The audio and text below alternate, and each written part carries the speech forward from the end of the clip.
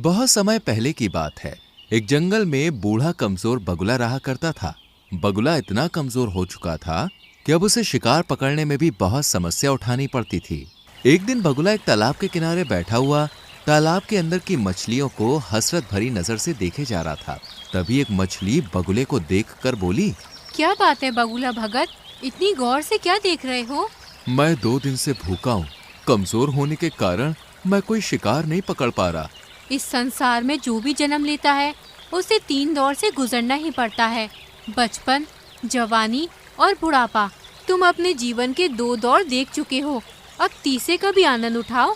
ये सुनकर बगुला क्रोधित होते हुए उस मछली से बोला, तुम अपने आप को समझती क्या हो? जब मैं जवान था तब किसी मछली की मुझसे बात करने की हिम्मत नहीं होती थी। लेकिन अब तुम जवान नहीं हो, अब जवान मैं हूँ। तुम हंसकर मेरा मजाक उड़ा रही हो। तुम इसी काबिल हो बगुले भगत।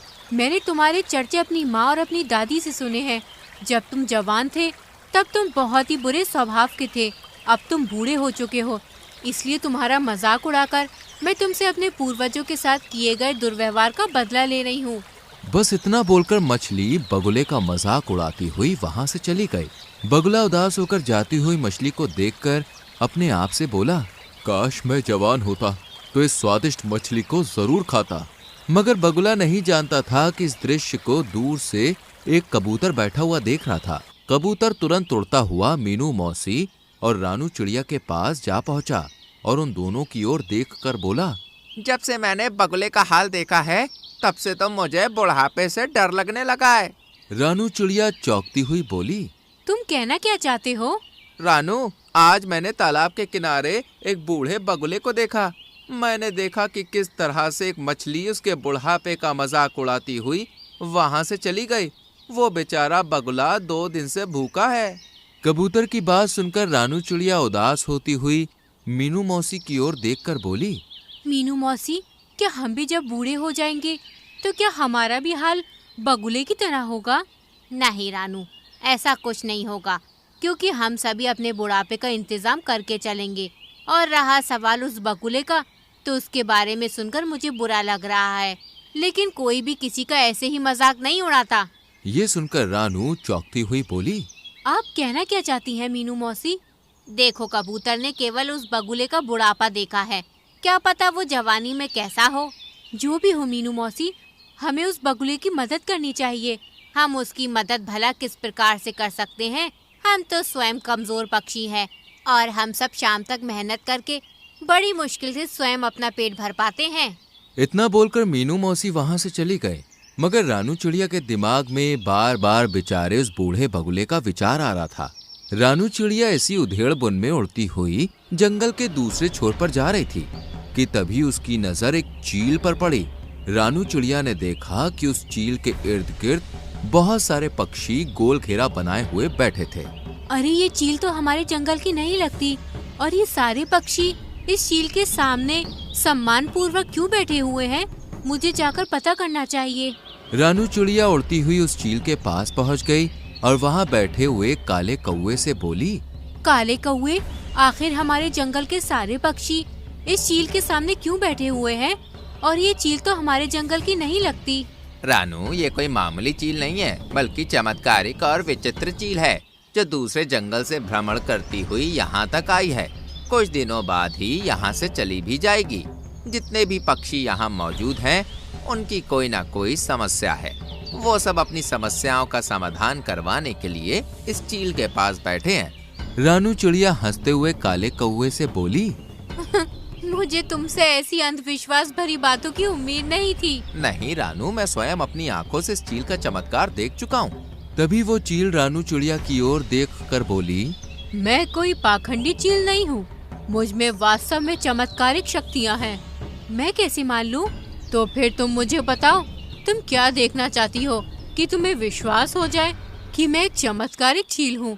हमारे जंगल में एक बगुला बूढ़ा हो चुका है।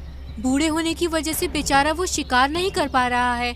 उसे कई कई दिन तक भूखा रहना पड़ता है और जंगल के प्राणी उस बेचारे बगुले का उसके बुढ़ापे का मजाक उड़ाकर चले जाते हैं। अगर तुम वास्तव में चमत्कारिक चील हो तो फिर तुम कुछ ऐसा करके दिखाओ कि वो बगुला दोबारा जवान हो जाए। रानू चिड़िया की बात सुनकर चील रहस्यमयी अंदाज में रानू चिड़िया से बोली, हमें प्रकृति के नियमों के खिलाफ नहीं जाना चाहिए। जो एक बार बूढ़ा हो चुका है उसे बूढ़ा ही रहने दो। तुम प्रकृति के नियमों को समझती नहीं हो। कहीं ऐसा न हो कि तुम्हें बाद में पछताना पड़े और दोबारा मेरे पास आना पड़े। सीधे सीधे ये क्यों नहीं कहती कि तुम एक पाखंडी चील हो और झूठ बोलकर यहाँ के पक्षियों को भ्रमित कर रही हो।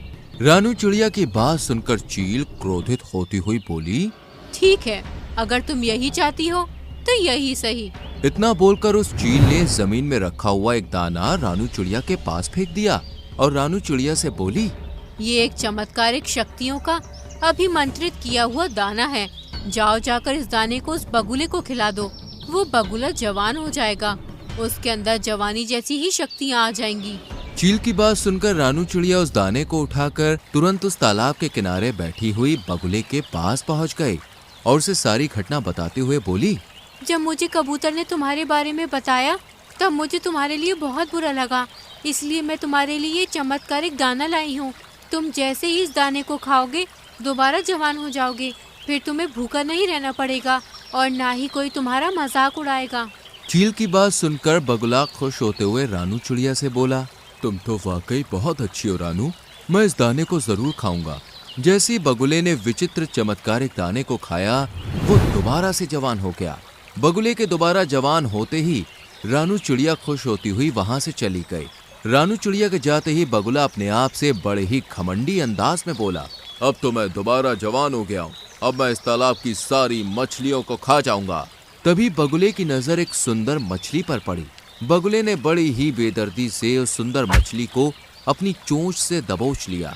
सुंदर मछली बगुले से बोली, मुझे छोड़ दो। नहीं, तुम तो मेरा भोजन हो और केवल तुम ही नहीं बल्कि तालाब में रहने वाली सभी मछलियां मेरा भोजन है, मैं सबको खा जाऊंगा। बगुले ने उस मछली को मार दिया और उसे बड़े ही शौक से खाने लगा। शाम तक बगुले ने तालाब की आधी मछलियां समाप्त कर दी। जो मछलियां उसे स्वादिष्ट लगती वो उसे खा जाता और जिन मछलियों में उसे स्वाद नहीं लगता तालाब के किनारे उन्हें फेंक देता और वो मछलियां तड़प तड़प कर मर जाती। अगले दिन कबूतर अपने पुत्र जो कि एक बच्चा था उसके साथ वहां से गुजर रहा था। कबूतर अपने पुत्र को उड़ना सिखा रहा था। तभी उसकी नजर बगुले पर पड़ी जो कि जवान हो चुका था। कबूतर अपने बेटे के साथ तुरंत उस बगुले के नजदीक पहुंच गया। तुम्हें जवान देखकर मुझे बहुत ही अच्छा लग रहा है। तभी कबूतर की नजर वहां मरी हुई मछलियों पर पड़ी। ये तो तालाब की मछलियां हैं। बगुला उदासी से कबूतर से बोला, पता नहीं कल रात क्या हुआ, सारी मछलियां तालाब से बाहर आ गईं और अपने आप तड़पते तड़पते मर गईं। ये तो बहुत बुरा हुआ। वैसे भी मछलियां तुम्हारा बहुत मजाक उड़ाती थीं। अच्छा सुनो, मुझे एक बहुत ज़रूरी काम है और ये मेरा छोटा बेटा है, मैं इसे उड़ना सिखा रहा हूँ। क्या तुम कुछ देर के लिए इसका ख्याल रख सकते हो? हाँ हाँ, क्यों नहीं, तुम आराम से जाओ और अपना काम समाप्त करके आना, तब तक मैं तुम्हारे बेटे का ख्याल रखूंगा। कबूतर वहां से चला गया। बगुला कबूतर के उस नन्हे बच्चे को गौर से देखने लगा। सच तो ये था कि उसके मुंह में पानी आ रहा था। वो मन ही मन में बोला, जब मैं जवान था तब मैं कबूतरों का मांस बड़े ही शौक से खाया करता था। कबूतर का मांस मेरा पसंदीदा मांस था। खैर कोई बात नहीं, अब मैं दोबारा जवान हो गया हूँ, क्यों ना मैं इस कबूतर के बच्चे का मांस चख लूं। तभी वो कबूतर का बच्चा बड़ी मासूमियत से बगुले से बोला, क्या हुआ, आप मुझे इतनी गौर से क्यों देख रही हैं? तुम्हें देखकर मेरी भूख और बढ़ती जा रही है।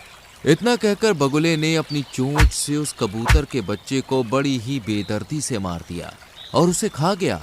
कुछ देर के बाद जब कबूतर वहां पर आया तो अपने बच्चे को ना पाकर वो बगुले से बोला, अरे मेरा बच्चा कहाँ गया?